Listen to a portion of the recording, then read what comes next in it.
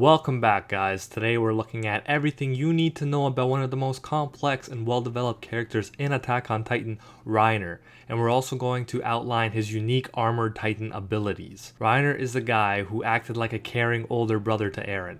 Eren looked up to him and wanted to be like him, until to his shock, he found out that Reiner was the Armored Titan who helped break down the walls and indirectly murdered countless of innocent people, including Eren's own mother. And today, we're going to look at why he did it, why he betrayed humanity and the Survey Corps. Once again, I want to thank everyone for the insane support we've been receiving on these Attack on Titan videos. I've been reading your encouraging comments and I can honestly say that you guys are the best. We are actually going to be celebrating 20,000 subscribers and discussing the Attack on Titan season finale on Twitch this Saturday at 8 p.m. Eastern Time, so check out our Twitch in the description and come hang out and play some party games with us. And if you happen to be new to the channel, be sure to subscribe because we have many Attack on Titan videos on the channel and many more on the way. As always, there will be manga spoilers, so proceed with extreme caution. If you're psyched and ready to go, smash that like button and let's do this. Before we get into Reiner's backstory, let's cover some basic facts. Reiner is 185 centimeters tall, or 6'1". He weighs 95 kilograms, or 210 pounds. His birthday is August 1st, and his birthplace is Liberio Internment Zone. He was born to an Eldian mother, Karina, and an unnamed Marleyan father. His official rank is Vice Commander, and Hajime Isayama has said that he based his Titan's design on Brock Lesnar, interesting enough. Alright, now let's go back to the beginning. Reiner was born in the nation of Marley, which is a nation outside of the walls, which discriminates against Eldian people because, among other reasons, they have the ability to turn into Titans, and are as a result viewed as monsters rather than humans. If you want a more thorough explanation of Marley and its history, check out YMIR and Jaws Titan Explained, where I go into it in more detail. In short, the large majority of people in the walls on the island of Paradise are Eldians, but on the continent, Eldian people are forced to live in designated areas, and if they leave this area without permission, they have to pay, either through labor or physical punishment. Death is also a common punishment. For example, Grisha Jaeger's sister was torn apart by dogs for leaving the Liberio Internment Zone. Reiner was also born in this internment zone to an Eldian mother, Karina, and a Marleyan father. Now, this is the only instance in the manga so far where an Eldian had a child with a Marleyan. We learn in chapter 94 of the manga that this is considered to be very disgraceful, and as a result, Reiner's father is out of the picture and Reiner cannot tell anyone the truth. I can't wait to find out more about Reiner's father and his possible role in the Marleyan government. He is taught to respect the Marleyan government and that it is the responsibility of good Eldians to wipe out the evil island dwellers. Then, people will finally stop viewing them as monsters and discriminating against them. When he is old enough, Reiner decides, along with his mother, to enter a Marleyan government program where Eldian kids between the ages of 5 and 7 compete to become Marleyan warriors that will inherit the 7 Titan powers that Marley has in their control. The Marleyan government acquired these powers during the Great Titan War, but they need Eldians to use the powers because Marleyans cannot become Titans. Only Eldians can when they are injected with a Titan serum. Reiner wants to enter the program because those who become warriors can gain honorary Marleyan status for themselves and their families. He strives to become an honorary Marleyan in the hopes that his father will come back and they can all live as a happy family. However, we have yet to be introduced to Reiner's father. It doesn't look like he was at the family dinner in chapter 94. So it seems that despite becoming a Marleyan warrior and inheriting the power of the Armored Titan, his wish has not come true. Nevertheless, his mother and the rest of his family, especially his little cousin Gabby, are very proud of him and his service for the Marleyan government. Surprisingly, Reiner as a young kid is nothing like the character we meet at the beginning of the manga and anime. In comparison with the other recruits, namely Galliard, Marcel, Annie, and Bertolt, Reiner has the most trouble in the warrior program. He, unlike the others that I just mentioned, does not stand out in any seemingly useful way. His last chance is a written test, and it is his loyalty to the Marleyan government, which is evident in this written test, that gets him to the next step. After a while, Zeke tells them that the operation to infiltrate the walls and take the founding Titan will begin soon, and so 6 of the 7 of them will finally be chosen to inherit the Titan powers. Now, why is there only 6? I've been wondering. Was the 7th Marleyan Titan the attack Titan that the owl managed to steal and pass on to Grisha? Or is there another power in control of the Marleyan government that we have yet to see? I've heard people argue both sides, but let me know what you guys think in the comments below. Anyways, Reiner gets excited by Zeke's news, thinking that he'll finally inherit one of the powers and make his mom proud, but Galliard mocks him. He points out how Reiner is the weakest of them, and that he will not inherit any Titan powers. He insults him for constantly sucking up to their superiors and his constant bashing of the Eldians on Paradise. Reiner freaks out and tells him that the island dwellers are evil and is outraged that Galliard would criticize such comments. He threatens to report Galliard's lack of loyalty and hatred for the evil devils on the island. It is even possible that Reiner got the power of the Armored Titan because he did report Galliard to the government, but we do not know why he got the power over Galliard for sure. Not yet anyways. Nevertheless, this scene really illustrates how fully brainwashed Reiner is at this point. Even when Bertolt mentions Ymir's curse and how he would only have 13 years to live if he did inherit the power, Reiner doesn't care. He just wants to become a hero. He believes that if he can punish all the devils on Paradise, he will be able to save the whole world along with the Eldian people. And then he believes he will make his parents the proudest of all. He thinks that his father would no longer be ashamed of him and will finally come back into his life. Talk about feels, guys. Talk about feels. Fast forward and Reiner ends up inheriting the Armored Titan and accompanying Bertolt, Annie, Zeke, and Peak to Paradise. On the way to the walls, Reiner is attacked by the mindless Titan of YMIR, and Marcel saves him by pushing him out of the way. Reiner is greatly affected by his friend's death and continues to have flashbacks of that moment. Marcel was confident and reliable, unlike Reiner, and as Galliard comments later, Reiner adopts Marcel's persona when he is pretending to be a soldier within the walls, which explains the drastic change in his behavior. Now we come to the beginning of the manga. The year is 845. Reiner and Bertolt breach the walls in their respective Titan forms. It is Reiner who smashes through the interior gate and allows the Titans to invade YMIR. At some point, while people are fleeing from YMIR, the two shift back into humans, pass themselves off as refugees, and infiltrate human territory. They stay in a refugee camp until they are old enough to enlist in the military. 2 years after they destroy the walls, they enlist and become members of the 104th Training Corps. When Eren is having trouble maintaining balance with his faulty vertical maneuvering equipment, Marco sends him to Reiner and Bertolt for advice. It is clear that people look up to Reiner and value his opinion in the Training Corps. In fact, Hajime Isayama even said that among his fellow 104th squad mates, Reiner is the most popular boy. Just don't tell Mikasa that. The head instructor of the 104th Training Corps, Keith, notes that Reiner has exceptional mental and physical fortitude. Ironically, sometime during this point, Reiner develops something like split personality disorder. Unable to deal with the guilt of betraying his new friends, he begins to suppress his memories from Marley and the truth behind his Marleyan warrior identity. He usually believes that he is a soldier defending the walls from Titans, and sometimes Bertolt has to remind him that they are not humanity's soldiers but warriors from Marley who destroyed the walls. The head instructor also notes that Reiner has a great ability to gain the confidence of his comrades, unlike Annie and Bertolt, who tend to be quieter and more standoffish with the others. Reiner's new personality makes him the perfect Marleyan mole. Reiner eventually graduates second in the class right after Mikasa.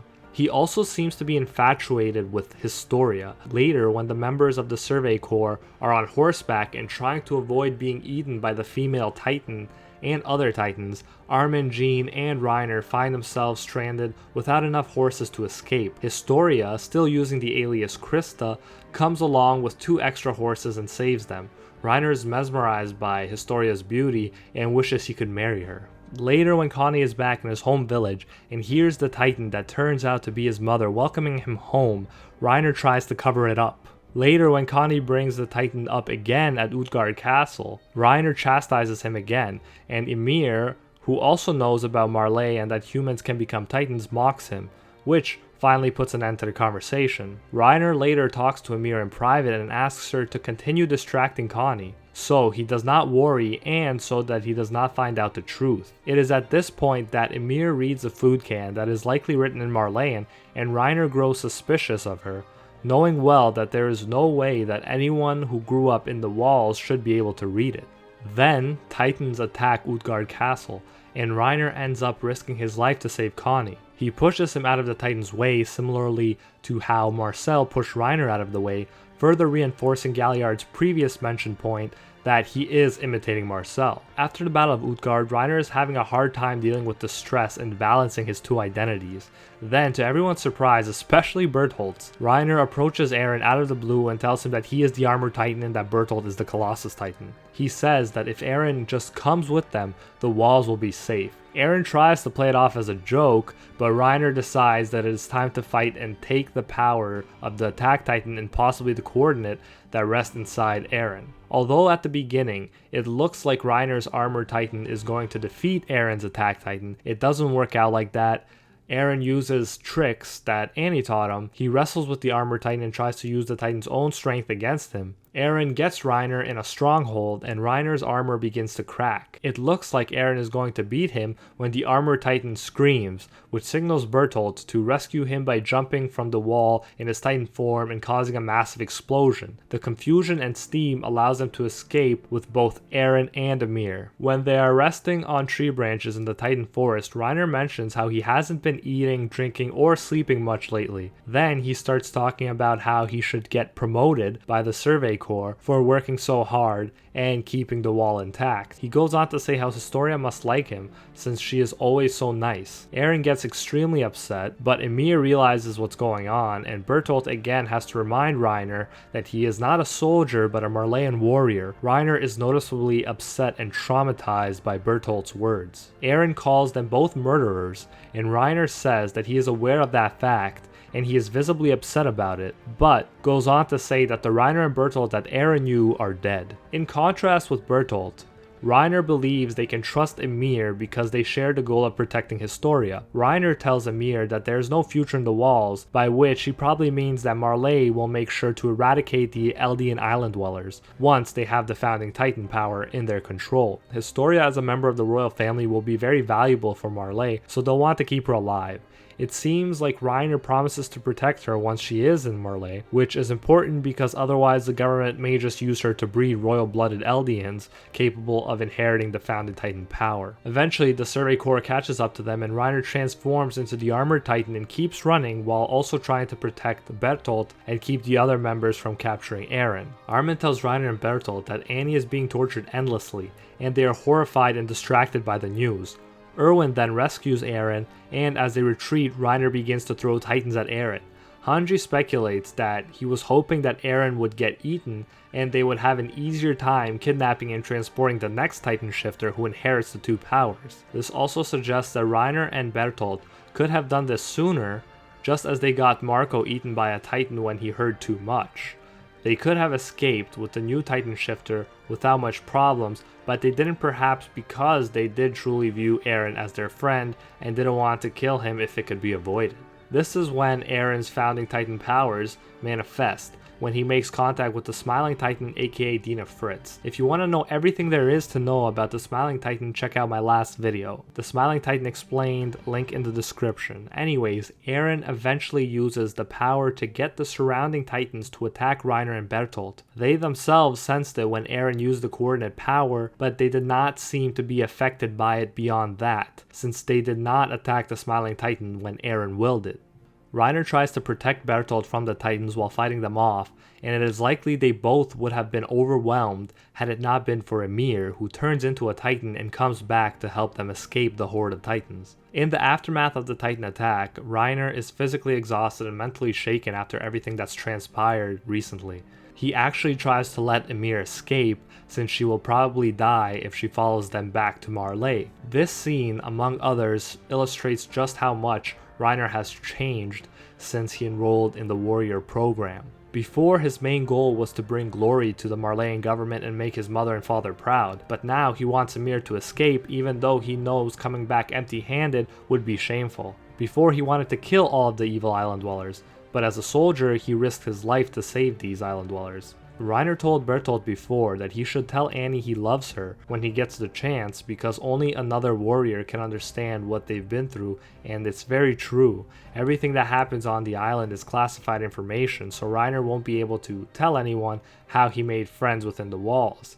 He'll have to reinforce the common narrative that they're all evil and deserve to die, even though the island dwellers are just as human as his family at home.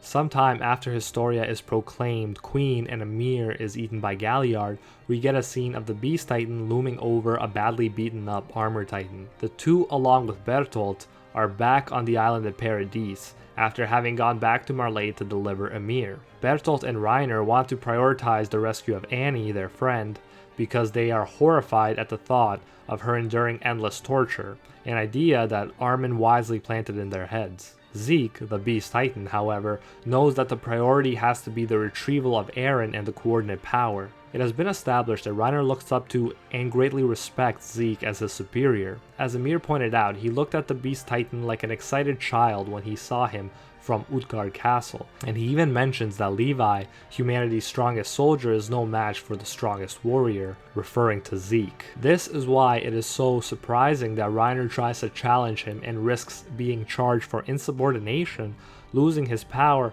and bringing shame and who knows what else to his family. It shows how much he cares for his friends. Even though him and Annie never seemed especially close, it is clear that he is very concerned for her. However, he loses the battle, and Zeke assures him that if he challenges him again and loses, he will be forced to give up the Armored Titan power. How he managed to win so easily is unclear, but perhaps he wrestled him like he did with Eren, or just threw things at him. The Beast Titan seems to like doing that a lot. During the return to Shiganshina arc, the two sides are preparing for what they hope will be the final confrontation. The Survey Corps on the one side and the three Titan shifters, Zeke, Reiner, and Bertolt on the other. Peak, also a Marleyan warrior and Titan shifter, is with them, although she doesn't really fight much. Her Titan's name is Cartman, and she carries cargo on her back, walks on 4 feet, and is extremely quick. She is on watch for the Survey Corps, and she is the reason that the three know that the Survey Corps is coming and have ample time to prepare for their arrival. Reiner hides inside the walls, which is interesting. I look forward to discovering more about the walls, because if Reiner could find space to hide in there, perhaps there are other interesting things in there besides the hardened Colossus Titans. Some of you in the comments have even speculated that the 9th Titan is inside the walls somewhere, which would be crazy. However, Reiner's great hiding place is figured out sooner than expected because of Armin's quick thinking. Despite practically getting his whole head cut off by Levi, Reiner miraculously survives and shifts into his Titan form. So it seems like your body does not have to be fully healed for you to shift into Titan form, as Reiner was suggesting to Eren back in the Titan Forest. Once more, Reiner and Eren face off. While they are fighting, the Survey Corps makes use of their new Thunder Spears, first blinding Reiner's Titan and then hitting him several times in the neck, causing a huge explosion. Reiner's seemingly lifeless body is left fully exposed and the top of his head has been completely blown off. However, he survives for reasons we'll discuss later when we get to the Titan's specific abilities. Using his Titan, Reiner gives the signal that the Beast Titan has been waiting for. He throws a barrel with Bertolt inside.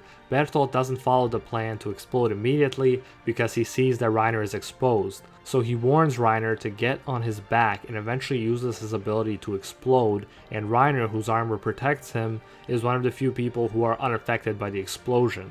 Eventually, Reiner's head regenerates. He doesn't remember what just happened, but he goes to help the Colossus Titan anyways, knowing that no matter what, they should be good if they capture Eren.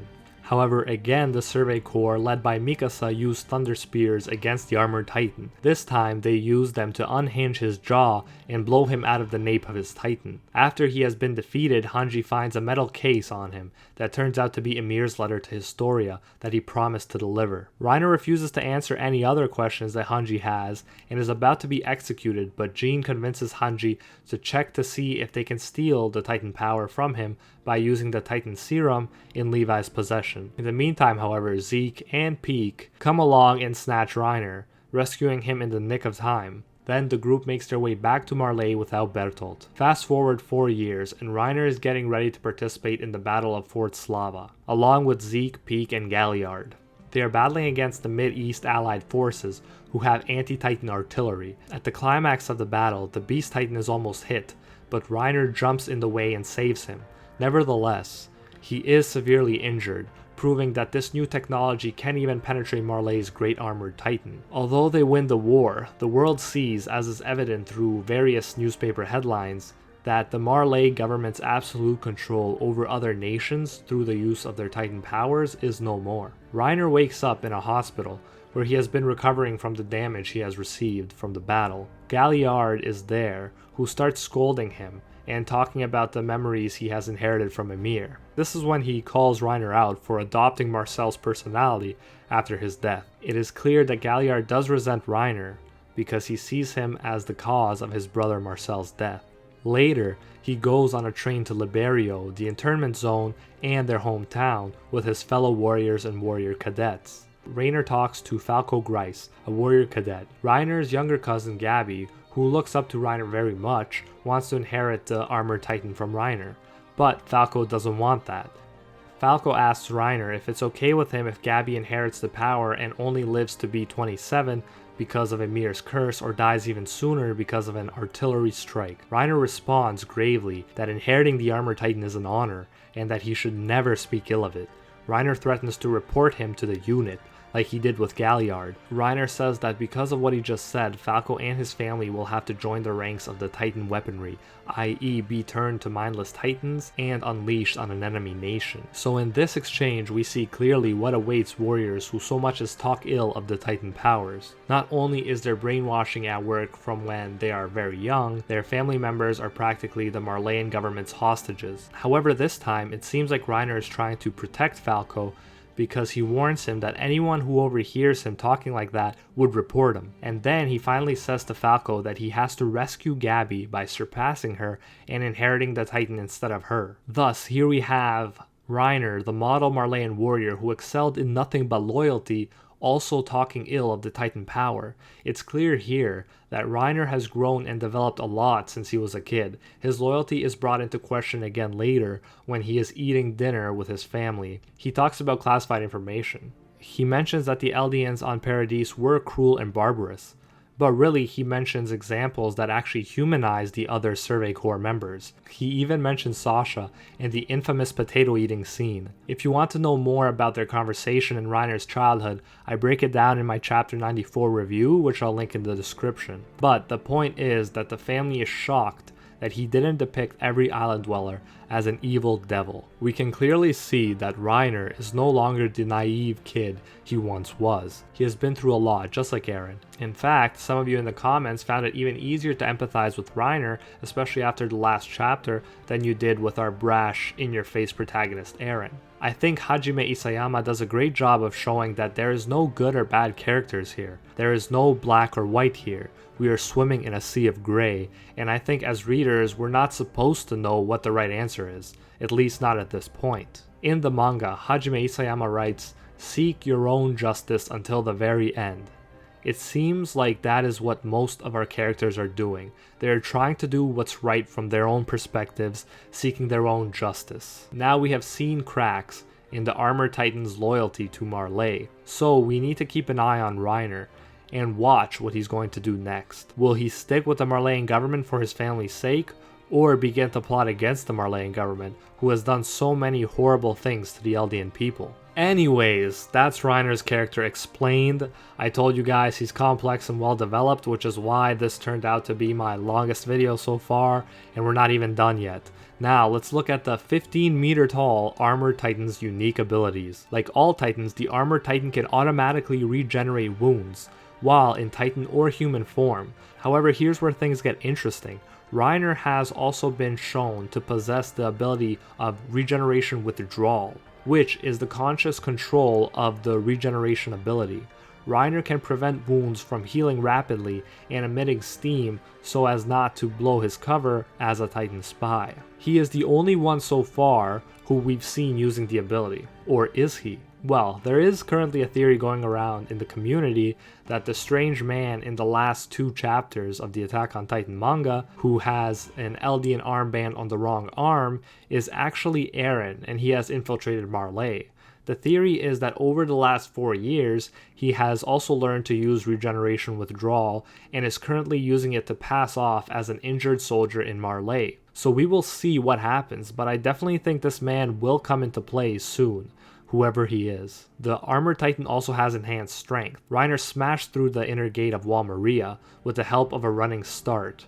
The hardened skin on his fists also makes his punches much deadlier than that of normal Titans. These punches were powerful enough to blow half of the attack Titan's head off. Probably the most important and unique trait that the armored Titan has is armor hardening. Reiner's Titan body automatically produces hardened armor-like skin that covers most of his body, except for areas that are important for movement, like the joints on the back of his legs. Reiner can shed additional armor for additional speed. The armor is hard enough to withstand concentrated cannon fire without even stopping him, along with blows from unhardened Titan fists and the blades of the Survey Corps. Although, what is very interesting is that the Armored Titan can withstand a direct collision and explosion from the Colossus Titan, while the same collision was enough to defeat Eren's Attack Titan. Finally, Reiner can also harden his fingertips and use them to climb the walls. In my Every Titan Explained video, people also mentioned that the Armored Titan can breathe fire, referring to the moment after he destroys the inner gate of YMIR. It might be more accurate to call it a necessary release of excess steam.